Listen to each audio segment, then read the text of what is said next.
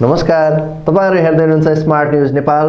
यहाँलाई कार्यक्रम ज्योतिष मार्गमा स्वागत छ। म हुँ कार्यक्रम प्रस्तुता विवेक बस्याल। यस कार्यक्रम ज्योतिष मार्गमा म विभिन्न एपिसोडमा विभिन्न खालका ज्योतिषीय परामर्शका कुराहरू, विभिन्न खालका सामाजिक परम्पराका कुराहरू, देशको राजनीतिक विषयवस्तु आदि विभिन्न विषयवस्तुको ज्योतिषीय दृष्टिकोणबाट कुनै पनि खालका समस्या समाधान गर्ने कुराहरू म यस कार्यक्रममा लिएर आएको हुन्छु। र आजको कार्यक्रममा म तपाईहरु समक्ष लिएर आएको छु एउटा यस्तो राजनीतिक विषयवस्तु जसले अहिले देश नै हल्लाइरहेको छ। विशेष गरी संसद विघटन गरिसकेपछि देश एउटा असमञ्जस्यताको स्थितिमा रहेको छ र यो असमञ्जस्यता कहिले चिरिन्छ त भनेर म आज विशेष गरी हाम्रै प्रधानमन्त्री केपी शर्मा ओलीको कुण्डलीबाट यस कुरालाई म विश्लेषण गर्न गइरहेको छु। आउनुहोस् कार्यक्रममा सुरु गरौँ केपी शर्मा ओलीको कुण्डलीबाट।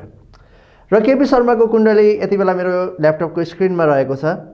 केपी शर्मा ओलीको कुण्डलीको बारेमा विचार गर्नुपर्दाखेरि उहाँको यति बेला राजयोगको एउटा दशा चलिरहेको छ, जसको कारणले उहाँ प्रधानमन्त्री हुनुहुन्छ। यो कुरा अभियस नै हुन्छ, तपाईहरु सबैले यो कुराको बारेमा बुझ्न सकिने हाल्नुहुन्छ। यो सामान्य कुरा रहेको छ। र राजयोगको कुरा गर्दाखेरि उहाँको अहिले बुधको ग्रहको दशा चलिरहेको देखिन्छ। र बुध ग्रहको दशा चलिरहँदाखेरि र उहाँको बुध विशेष गरी वाणी स्थानमा रहेको कारणले गर्दा तपाईहरु एउटा कुरा म तपाईहरुलाई बताइहालौँ।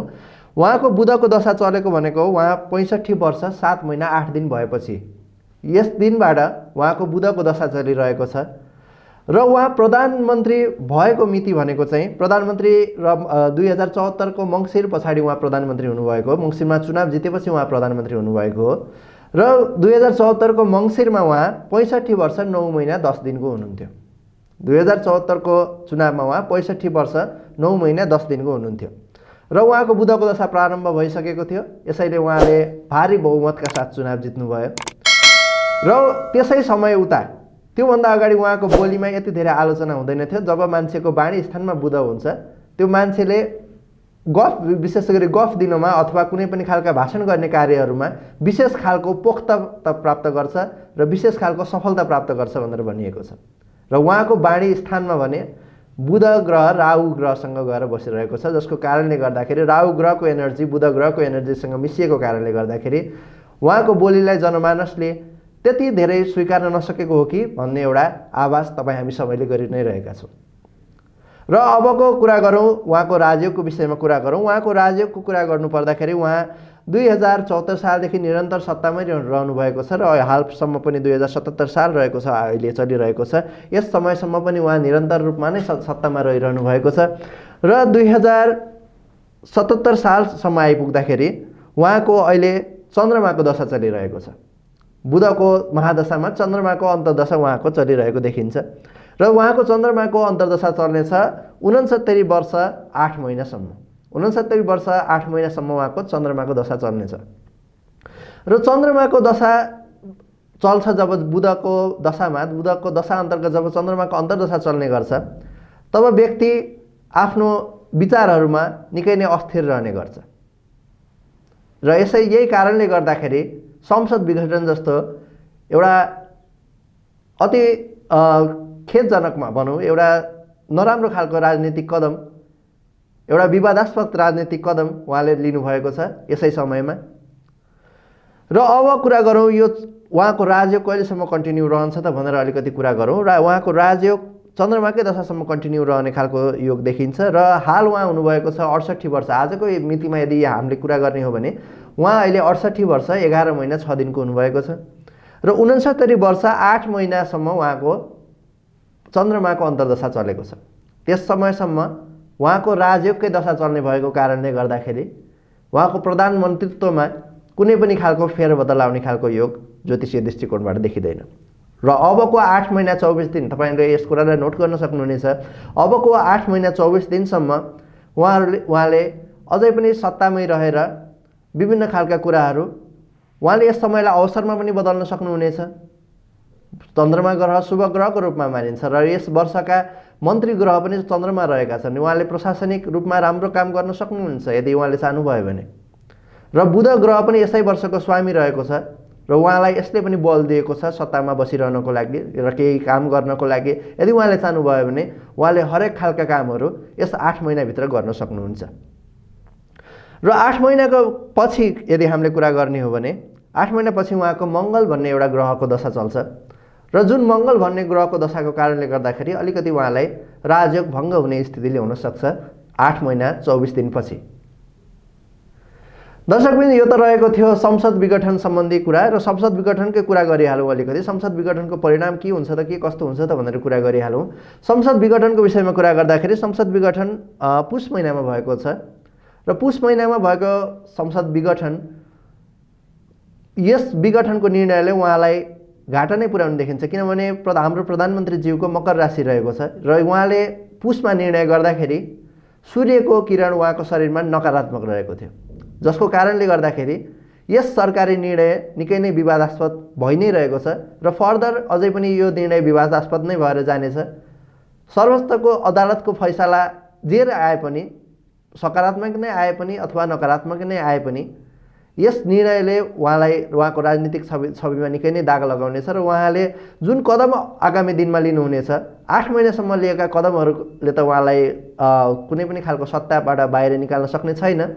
तर 8 महिनापछि यदि उहाँले कुनै पनि खालको कदम लिनुभयो भने त्यसपछि भने उहाँ सत्ताबाट अलिकता डगमगाउन सक्ने खालको परिस्थिति उत्पन्न हुने खालको कुरा ज्योतिषीय दृष्टिकोणबाट देखिन्छ।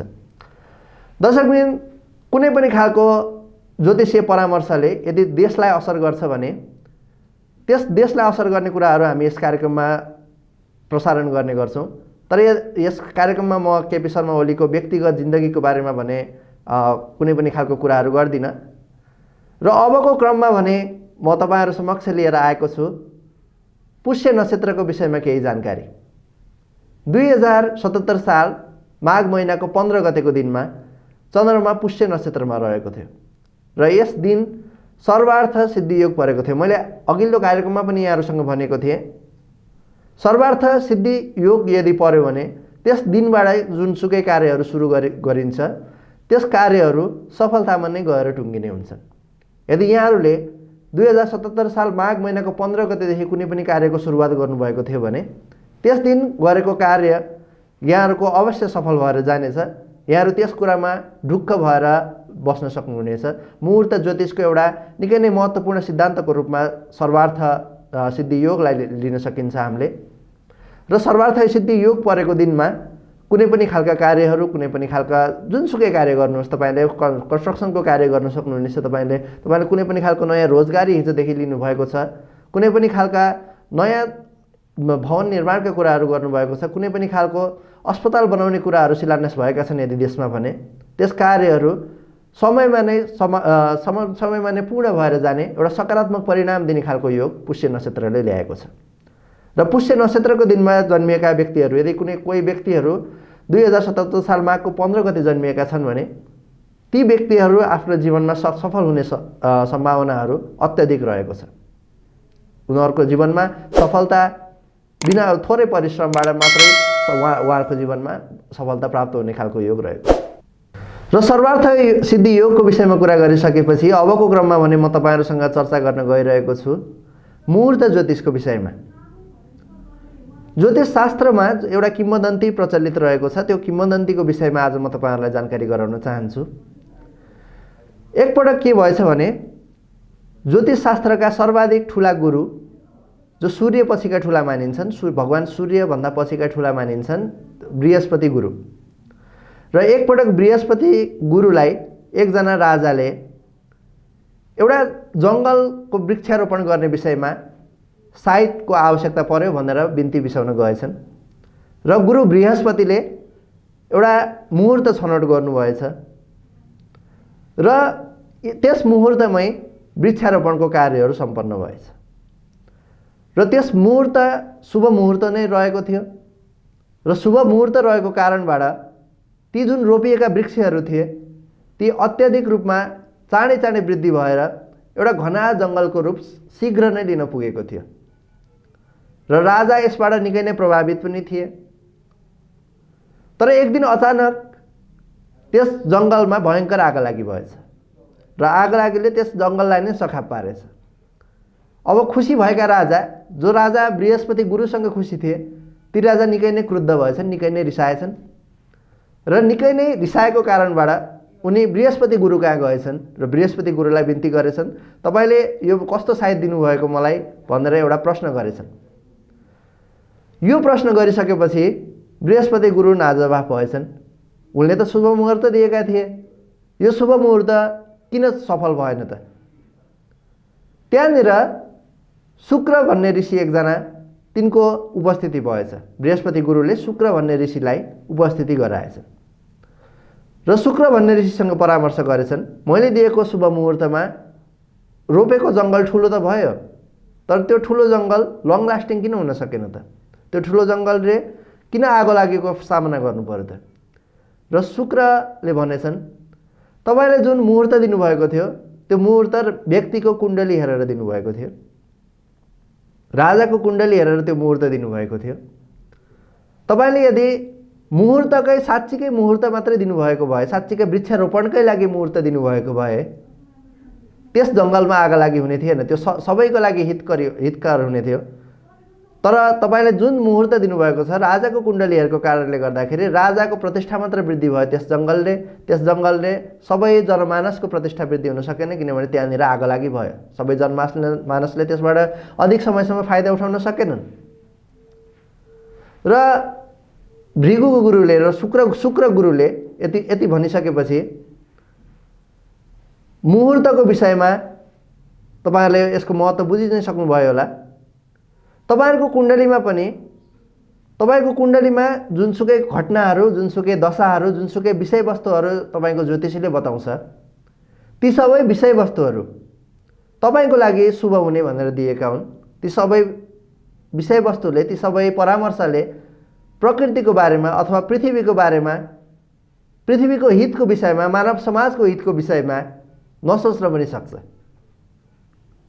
तर यदि तपाईँहरूले कुनै पनि शुभ कर्महरू, जस्तो तपाईँहरूको कुण्डलीमा कुनै पनि कुरा नकारात्मक छ, तपाईँको कुण्डलीमा कुनै पनि नराम्रा योगहरू छन्, त्यो तपाईँहरूको लागि नराम्रो योग बनेको हो।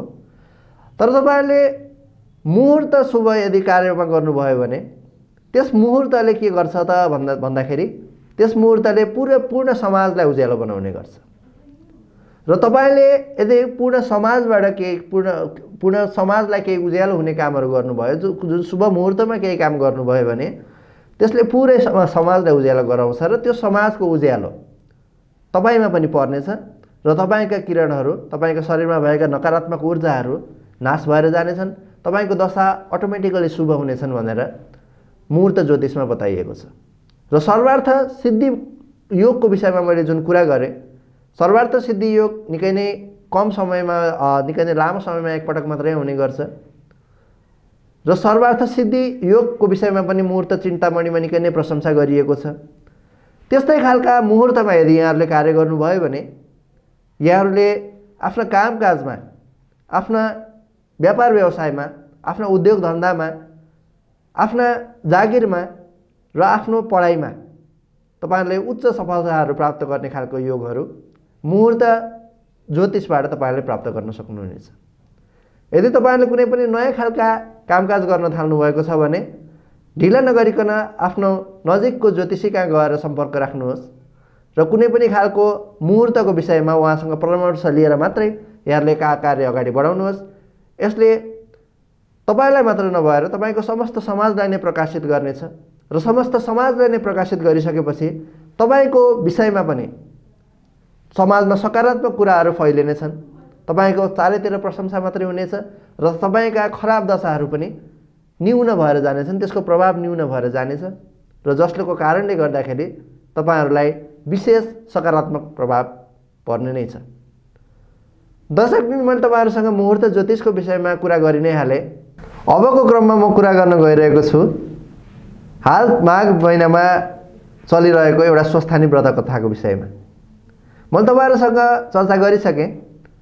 2077 साल माघको 15 गतेदेखि स्वस्थानीको व्रत कथा सुरु भइ नै सकेको छ। पूर्णिमाको दिनदेखि स्वस्थानीको व्रत कथा सुरु हुने गर्छ र माघ शुक्ल पूर्णिमाको दिनमा स्वस्थानीको व्रत कथा अन्त्य हुने गर्छ। र अहिले आकाशमा बृहस्पति अस्त पनि भइरहेको छ र बजारमा विभिन्न खालका हल्लाहरू पनि चलिरहेका छन् कि बृहस्पति अस्त भएको समयमा स्वस्थानी व्रतहरू गर्न हुन्छ त भनेर। म त्यस विषयमा यहाँहरूलाई अलिकति प्रकाश पार्न चाहन्छु। बृहस्पति अस्तको विषयमा शास्त्रले के निर्देशित गरेको छ भने बृहस्पति अस्त भएको बेलामा तपाईले कुनै पनि खालका नयाँ कामहरू तपाईले गरेका कामहरू सिद्धि हुन अलिकति गाह्रो हुन्छ, अलिकति बाधा हुन्छ भनेर शास्त्रले बताएको छ। त्यसको पछाडि एउटा लजिक रहेको छ।